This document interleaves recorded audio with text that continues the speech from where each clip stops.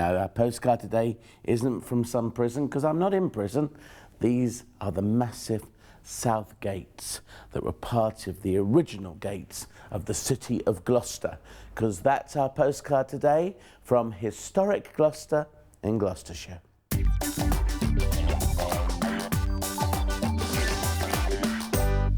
Phil, we're here at Gloucester Docks to talk about the city of Gloucester, but the first thing I want to say is I never realised, and a lot of other people wouldn't realise, that Gloucester had docks. Indeed we have, yes. Gloucester is generally reckoned to be the most inland port in Britain, and the docks complex here were actually built at the end of the 18th century when they tried to bypass the worst parts of the River Severn. Just below Gloucester, the Severn widens out, there's a lot of sandbanks, and the larger ships couldn't make it up to Gloucester except on the highest tide, so they then decided to build this canal to bypass that, and of course the docks complex has grown from there. So it's a big surprise for people that the Severn was navigable as far as here. Did it ever go past Gloucester? Yes, for the smaller ships. Small boats can get right up to Worcester and Shrewsbury. But the larger ships, as I say, when they grew in the 18th century, they couldn't reach here except on the highest tides. Because when we look around sort of boats here, there's a dry dock here, for instance, the old warehouses. So do we suppose then that Gloucester was a thriving port, not just a port? Oh, very much so. Most of the warehouses here date from the first half of the 19th century, when there was the repeal of the Corn Laws, which then allowed the free import and export of corn. And most of the warehouses here were built by local subscribers who then set up businesses to import grain and then tranship it from here through to the rest of the country. Now let's spool right back and ask you where Gloucester dates from, its origins. Gloucester can really put its origins in the Roman period. It was following the invasion of Britain by the Roman army in AD 43. They moved across from the east of England and arrived here in Gloucester at about AD 49. They realised that it was the lowest practicable crossing point of the River Severn, and so the Romans established a fortress here at Gloucester, say in AD 49. And of course the name Gloucester, one of those famous suffixes which show it was of Roman origin. Yes, that's right, the caestra, or the camp, the Roman camp, that's how the name came. So how did it progress then as a city, as a place? In the Roman period it went from being a military fortress to being one of the four most important Roman towns in Britain. It was denominated a colonia in the sort of AD 96, and then with that became a large civilian settlement. The Roman army had moved on into Wales, and it became a main administrative centre for this part of the country. And so right through up until about the 4th century, the town grew and became a very fine town indeed. And behind us a very fine cathedral. Was it, or is it, a cathedral that has seen much British history going on in there? Very much so, very much so. The first religious house on that site was put there in the year 679. It was a minster church set up by a Prince Osric of the Wicker tribe, and this church was then further enlarged and virtually rebuilt following the Norman conquest, when William appointed Serlo of Bayeux to come over here to Gloucester to rebuild the abbey, and the present cathedral really dates from the 11th century. And throughout history we find the association, the royal associations here. We have the coronation of Henry III took place in the cathedral. Really? In fact, this is the only coronation to take place outside Westminster since the Norman conquest. He was actually recrowned later again at Westminster, but as a matter of expediency he had to be brought here quickly and crowned following the death of King John.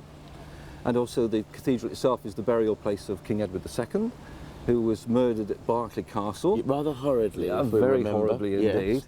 After the sort of machinations between Queen Isabella and Mortimer. They deposed him and locked him in Berkeley. They hoped he'd die in the dungeons at Berkeley, but he'd brought here to Gloucester for burial. That was in 1327. Now the city itself then, obviously cathedral and city sort of went hand in glove basically.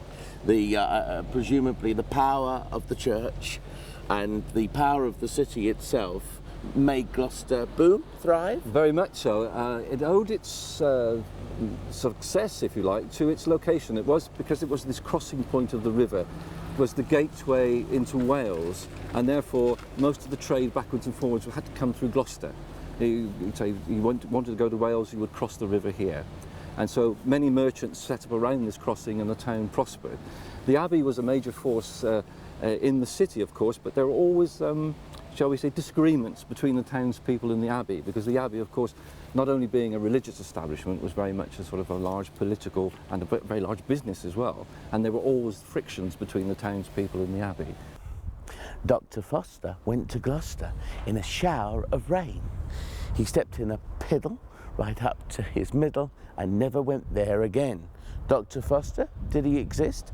Well, my friend Phil, who knows everything there is to know about Gloucester, has got another friend who says that Dr. Foster was probably King Edward I, and he never did return to Gloucester. But the interesting bit is he stepped in a piddle, which is actually a puddle, and not only did it cover him and go right up to his middle, but it covered his horse too, because dear old Dr. Foster was riding a horse at the time. I wonder what happened to poor old Dobbin. The kings of England in the early medieval period often used to spend Christmases here at Gloucester. It was a tradition that was started in the Saxon period and continued by William the Conqueror, and Parliament met here in Gloucester on a number of occasions. Eventually that became centralised in London, probably by about the 15th century. But another boost to Gloucester was in 1580, Gloucester being a port, a small port at that time. It had its own quayside on the river, but Queen Elizabeth I granted Gloucester the status of a port in 1580, and which meant that any goods that had to pay customs dues up until that time went to Bristol, paid the customs dues there, then was brought up to Gloucester. But by having their own customs house here, they were able to charge the dues directly right here in Gloucester. So it added to the city's and the port's prosperity. Oh, very much so, yes, indeed, it did. That royal charter as well, prestige and kudos. That's right, yes, it became a very important town. Now, normally you think Elizabeth I, the next big stage is Cromwell, presumably. Indeed, indeed. We were very much caught up in the Civil War here at Gloucester. It was very much a parliamentarian town. And it was said that the siege of Gloucester was a turning point in the Civil War, leading to the downfall of Charles. Gloucester had stood alone. Most of the towns in the West Country during the Civil War had fallen to the Royalist forces, but Gloucester managed to hold out. And it was the siege here lasted a month, and the city was actually defended by a garrison of just 1,500 soldiers. And at one point, Charles I had 30,000 men surrounding the city, but the city didn't fall.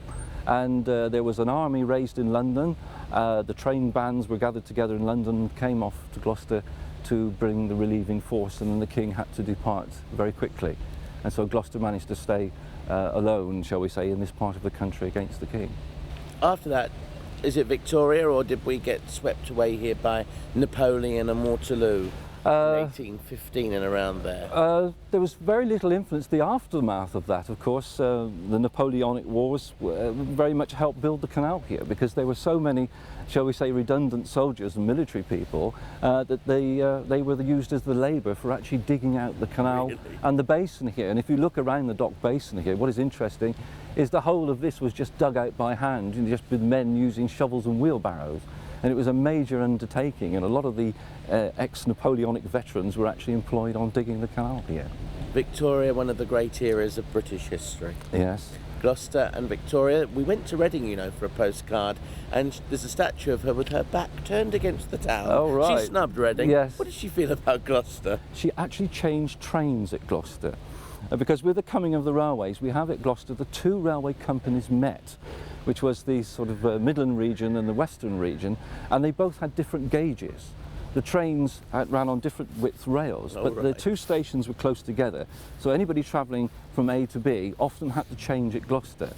And Victoria came here, and the Civic Party were on the platform, and as Queen Victoria alighted from the train, she mistook the sword bearer for the mayor.